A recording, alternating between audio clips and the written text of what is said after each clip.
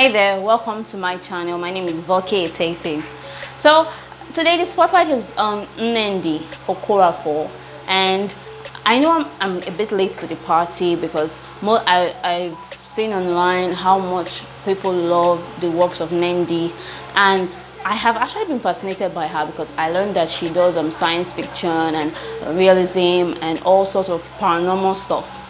And I've tried to dabble into that genre before, but I've just been a bit skeptical because that's really not my forte. That's really not something I'm about. Because most times I pick up books and it's all about my mood, how I'm feeling at that moment, what I'm thinking about. And I picked up this book because I needed a break from a lot of things that was happening around, and I just needed something new. So I decided to say, okay, let me try Nnedi today. And so I decided to go with her short stories, and it's the book is titled Kabu Kabu.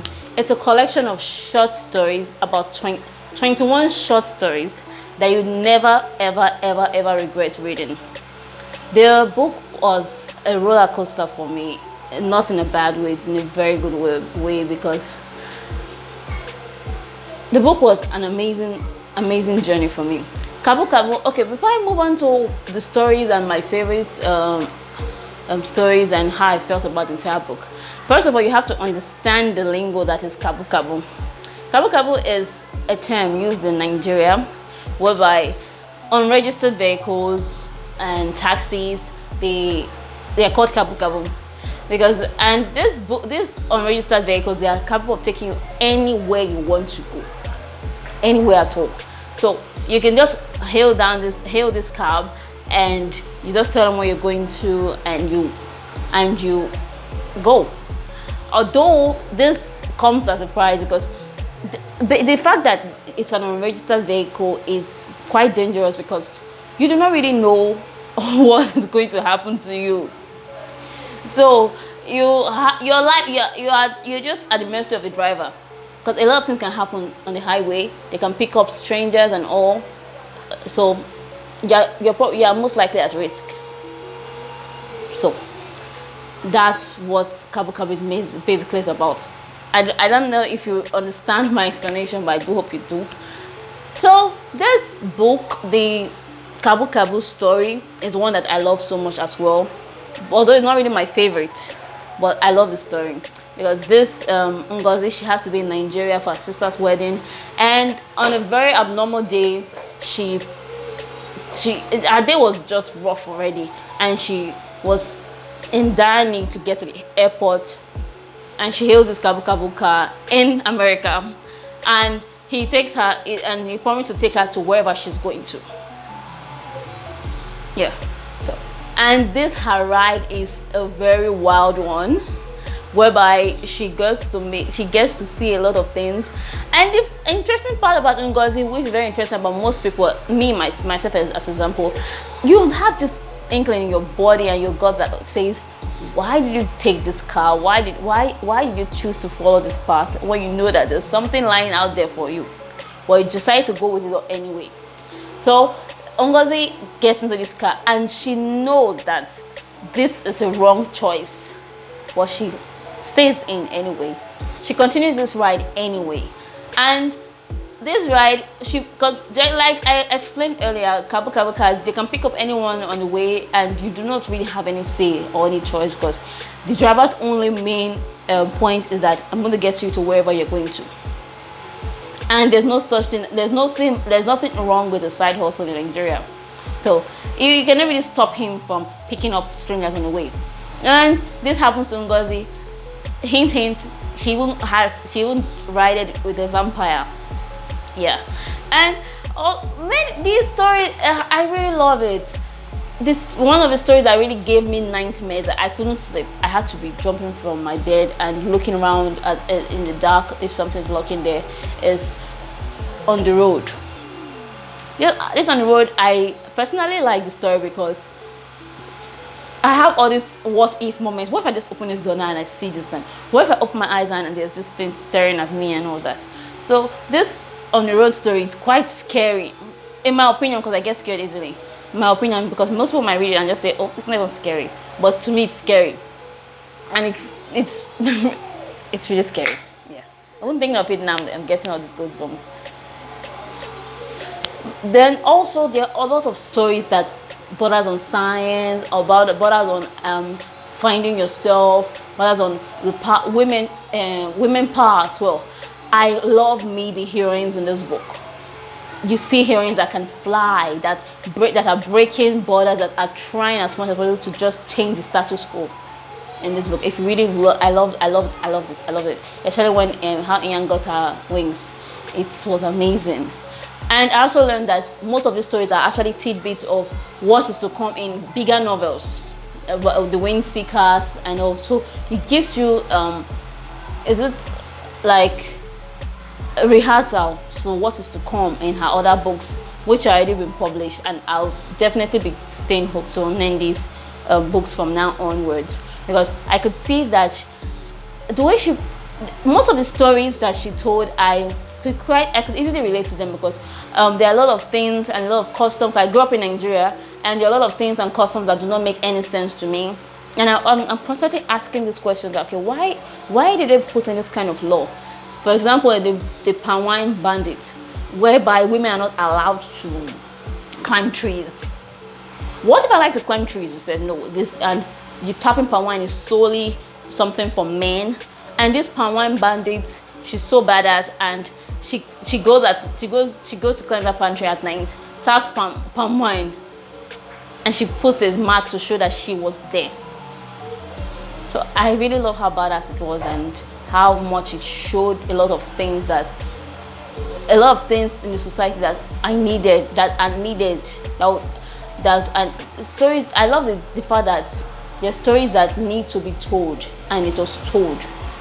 I love me authors that actually wield their pen in positive ways that actually change the circle of how people think and how people imagine things. You can imagine that they are actually blacks or Africans that are advancing in science. You know, so most of the time, these stories that we hear about superheroes, about robots, and all sorts of things, advancements in science, are actually most of the time a European narrative, a white person. But it showed that, okay, Africans can imagine these magical lands where there are flowers, where things are different, and I appreciated it. Nnedi's narrative showed that Africans are capable of a lot of things, and she made use of this by using past, present, and future things that you imagine, and you'll be like, wow. So, okay, this is nice. This fantasy that it's not just one narrative, that it's a particular group of people that can fantasize about certain things that are going to happen in the future. We can fantasize about such things, and I appreciated that. Yeah. One thing I don't really like about the book is that there were some typos, but that's not Nnedi's fault, because it's on the hand of whoever edited the book, but still doesn't take away the how precious this narrative is. So focus on the bigger picture is what you need to do. Yeah. Every story, the way everybody was narrated, the way everyone was portrayed in this book was amazing. You know, it was in a way that I myself, I'm an African, and I didn't grow up in Nigeria. I was like, really, we can do this? Or really, an African wrote this? So it shows that we are capable of imagining anything we want to and putting it down, and people will enjoy it, and it's going to be accepted. So I really appreciate this Nnedi. If I've been saying Nnedi, I was like, I'm going to try to read someday, but I finally did, and it was amazing. This book is recommended for you. You do not have to read the entire book one day, but you might, because the stories are really spellbinding. When I was reading Kabu Kabu, I was just shifting on my seat, wanting to know what the next thing was going to happen.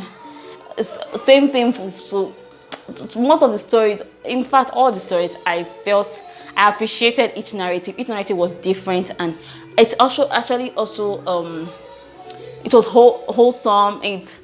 there's just this a lot of things happening in different stories that were just telling me a lot of things. I read even some things that I do not know, some myth, and it was a learning process for me, and it was also something a process whereby I was just smiling and said, okay, this is nice. Yeah, so the book is amazing. I know I said that before, but yeah, I have to say it again. I appreciate it. I needed this book, and it came at the right time. So you go read this book and tell me what your favorite story is in this book. I can't say what my favorite is, but if I must say, I like the one about everyone about where the women were. I love the Power in Bandit, because when I was reading it, I was just like, yes, you go, girl, and all that. So I think, I don't know, I don't really have a favorite per se. I really liked Kabu Kabu. I liked Wind Seekers. I liked Asonda. I love that it was a love story, and it was just perfect. It was a love story. Go and read the book. Go and read it. Thank you for watching this video. I do appreciate your presence here. Please keep on tuning in or watching my videos.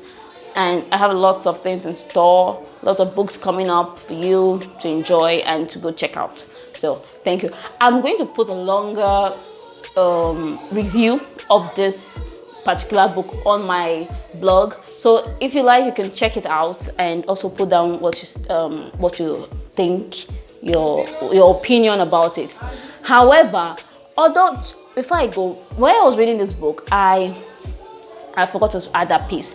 I was trying to interpret the stories in my own way and say, okay, what's the author trying to tell me with this story? What's she trying to say here? Does the robot mean or signify something? However, I decided to relax and enjoy the stories and interpret it my way. And Nnedi was so nice enough to give her author's notes at the end of the book, telling us, okay, what inspired this particular story, why she wrote this story like this. And it's so, check out this book, it's nice. Goodbye, take good care of yourself. Until next time, bye.